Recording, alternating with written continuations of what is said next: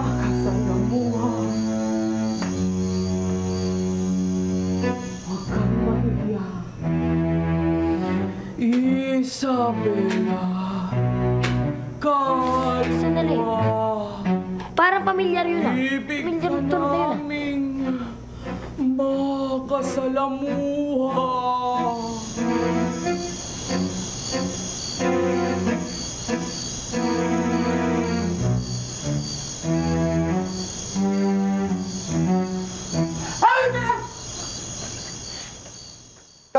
Ako, nararamdaman ko. Malamig nga. Malamig ko. Malamig nga.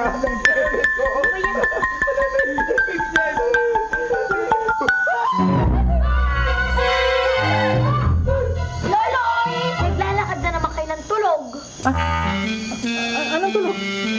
Gising ako. Bakit nakakasong ako dyan? Nakabata di banyo ka pala kung matulog. Toby! Ano ba naman yung itsura ng bisita ng multo? Ano ba naman bata di banyo yung nakita mo? Hindi imbestiga yan at saka hindi si Loloy yung nakita kong nasa hardin. Pero kung makikita ko siyang naglalakad doon sa malayo, siya na nga yung multo nakalipad dyan. Tayo naman! Mas malinaw naman yung mata ko kaysa sa inyo. Mas hindi si Loloy yung nakita ko sa hardin. Tama na. Tapusin na natin itong mga kaguluhan ito, no? Sige na. Sige na. Uwi na kayo. Magpahinga na tayong pare-pareho. Sige na. Oye. Halika na. Magpahinga na tayo. Arawan ko na naman yun. Hindi pa. Dalawang tulog na lang.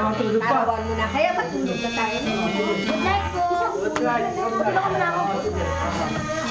Multo, lolo. Pala? Alright. Pero, at least, siya pala yung nagbubukas sara nung ilaw, pati siya yung nagbubukas ng ref, di ba?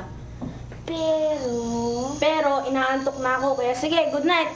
O sige, good night, pasensya. Ang kulit kasi ni Toby eh.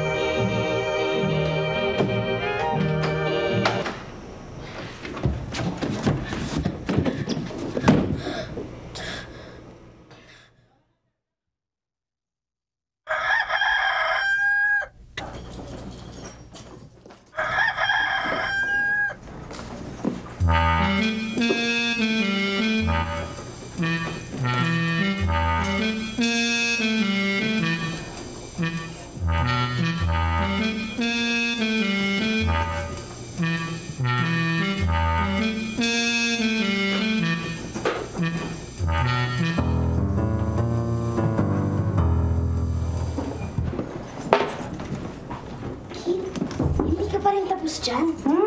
Hindi ka rin tapos dyan? Hindi pa eh. Tagal?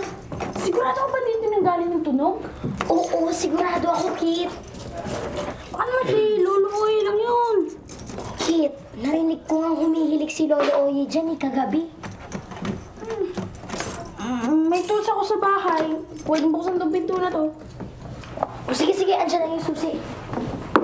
Ha? Sa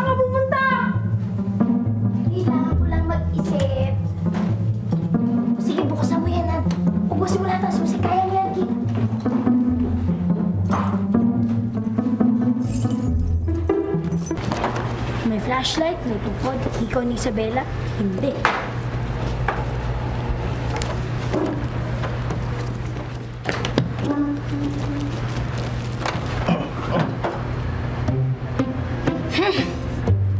Ka dyan.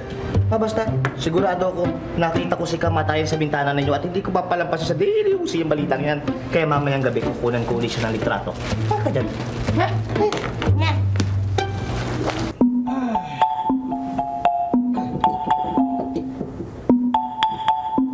Mamu, nasa inyo po ba yung susi ng bodega natin? Susi ng bodega. Oh, hindi ba na yung mga susi ay nakikit? Hindi pa ba niya nabubuksan yun? Hindi pa po. Inasa kanya na nga po lahat ng susi ng bahay natin eh. Oo, yun na nga eh. Naku, iba ka. Dapat na nabuksan na yun.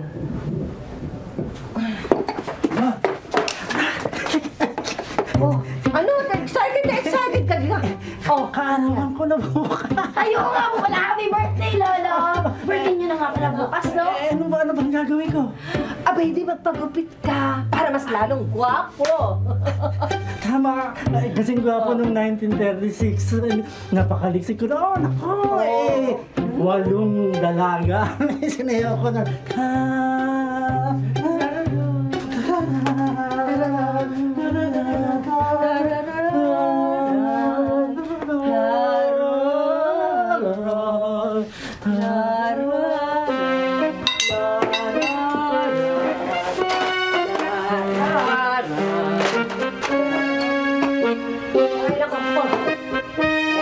Salamat, Clarissa. Yan, wala nang tutulo. Yes, naman ito po. Ay.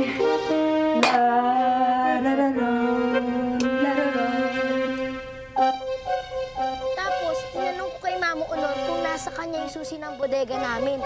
Wala naman daw. Tapos, narinig ko sila ni Lolo Oye na kinakanta yung parehong tunog na narinig natin kagabi. O de, kung hindi si Isabela Montilla yung nakita natin sa bintana, tapos kung hindi naman siya yung multo, sino yung multo? Kit, walang multo. Walang multo. Sino yung nagpapatugtog ng music, tapos nakanino naman yung susi ng bodega? O, di ba, nasa multo na yun? Kit naman! Mag-isip ka, hindi naman kailangan ng multo ang susi para makapasok sa isang kwarto, di ba? Hindi niya kailangan yun.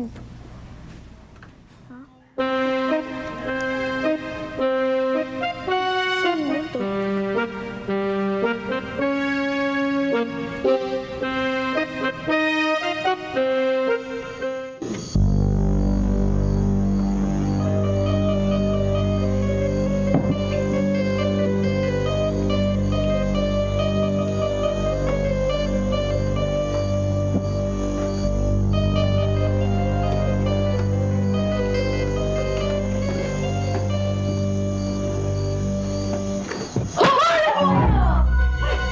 Alam ko na yung sikreto niyo, Mamo Honor!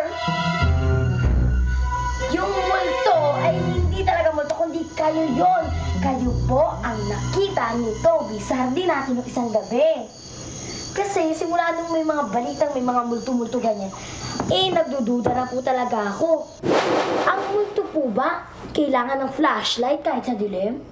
Parang hindi naman po eh.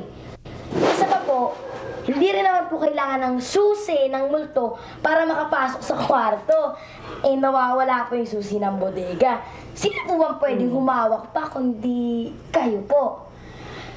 Tapos, nung nakita namin yung aning na sa may bintana, parang nagduda ako dun sa hawak na tungkod ng multo kasi parang pamilyar yun. Hindi ko lang alam kung saan ko nakita. Tapos po, di ba nung tinitingnan natin yung litrato na kinuhanan mo, di ba? Tinignan po namin yung litrato ng mga paa ninyo, napansin ko po, may mga asul na batik-batik sa paa at sa tsaka tsinelas nyo. Mamo Honor, ilang araw na pong nakakalat yung roller flash sa may kusina natin. At gumagamit kayo ng flashlight tulad ng multong nakita ni Toby sa may hardin natin. Kaya, lahat ng ebidensya, tinuturo po kayo, Mamo. Tsaka, May sikreto kayo dyan. Pinigurahan yan. Teka. Tumutugtog na kayo ng musika niyo. Clarice. Oo, tama lahat ang sinabi mo. May inililihim na ako sa inyong lahat. Tingnan niyo. Wow! Ang galing ng lola ko, no?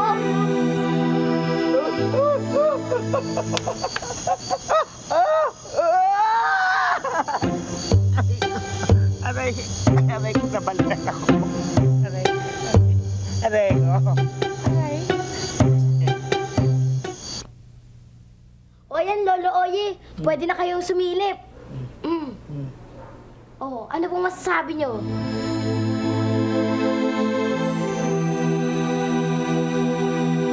No, happy birthday!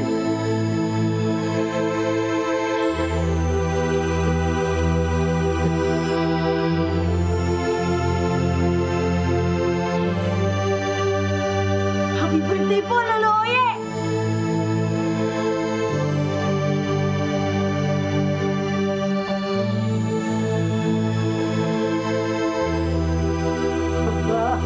Abay, naglalakad na naman ng natutulog. Ayan. Para magising ka ng gusto.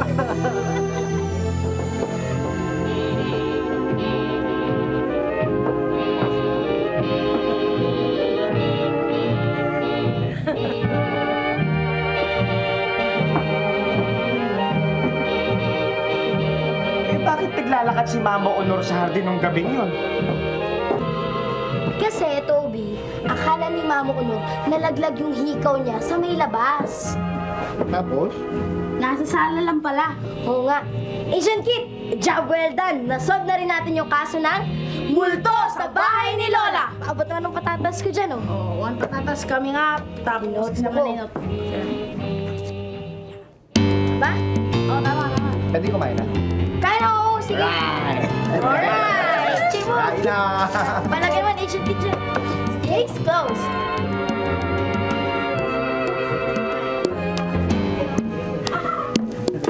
Lola, stomach dito. Kain na!